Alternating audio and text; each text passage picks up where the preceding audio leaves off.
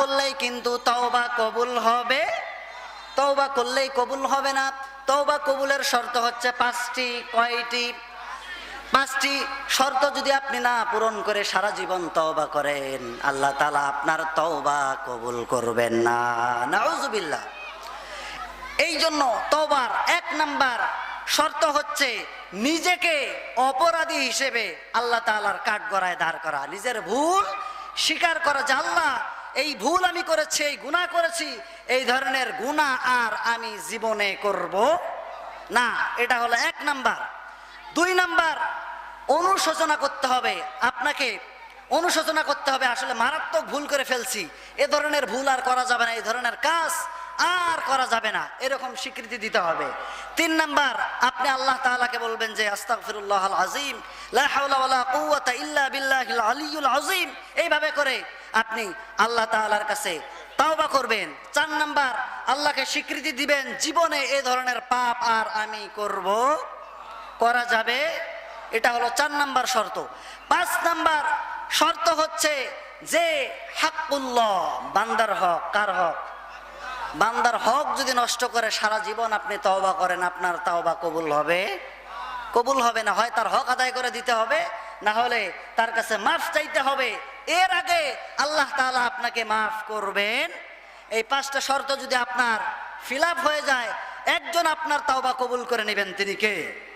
এই জন্য 1 নাম্বার, রমজানের পূর্বেই আমরা নিজেকে আল্লাহ তাআলার কাছে ক্ষমা করে নিয়ে আমরা রমজানে উপস্থিত হব। কথা বলেন ঠিক কিনা? 1 নাম্বার। 2 নাম্বার হলো মানসিক প্রতিজ্ঞা করতে হবে। রমজানের জন্য নিজেকে প্রস্তুতি গ্রহণ করতে হবে। রমজানের ইজ্জত সম্মান করতে হবে। অন্য মাসে আপনি ওজনে কম দিছেন, রমজান মাসে দেওয়া যাবে নাকি? অন্য মাসে চুরি করছেন, এই মাসে চুরি করা যাবে? এই মাস থেকে শিক্ষা নিতে হবে, প্রতিজ্ঞা করতে হবে, আর আমি ওজনে কম দেব না, আর আমি খাদ্যে ভেজাল দেব না, এরকম প্রতিজ্ঞা নিয়ে আপনাকে প্রস্তুত থাকতে হবে। তাহলে আল্লাহ তাআলার রমজানটা আপনি সুন্দরভাবে অ্যাচিভমেন্ট করতে পারবেন। 3 নাম্বার হলো রমজান মাসের সব উপকারিতা, ফজিলত আপনাকে জানতে হবে।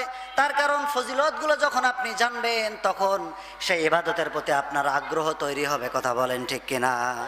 এই মাসে একটি নফলেই সেটার কোনো আপনার হচ্ছে বেশি সওয়াব হয় না। এই মাসে একটি নেকি আপনি করবেন 1 থেকে 10 গুণ, 10 থেকে 700 গুণ পর্যন্ত হতে পারে। কিন্তু কোন ব্যক্তি রমাদান মাসে যদি একটি নেকির কাজ করে, আল্লাহ তাআলা এমন সংখ্যায় নেকি দিবেন, তার সংখ্যা আল্লাহ তাআলা প্রকাশ করেন নাই। জোরে বলে সুবহানাল্লাহ। কত যে নেকি দিবেন এর কোনো হিসাব নাই। বিভিন্ন হাদিসে পাওয়া যায় যে একটি নফল একটি ফরজের সমান হবে, আর একটি ফরজ 70টি ফরজের সমান আল্লাহ তাআলা সওয়াব দান করে দিবেন। তাহলে আপনি যদি রমজান মাসে 1 টাকা দান করেন, কয় টাকা দানের সওয়াব পাবেন? আর যদি 70 টাকা দান করেন, তাহলে কত টাকা দানের সওয়াব পাবেন? অনেক, অগণিত।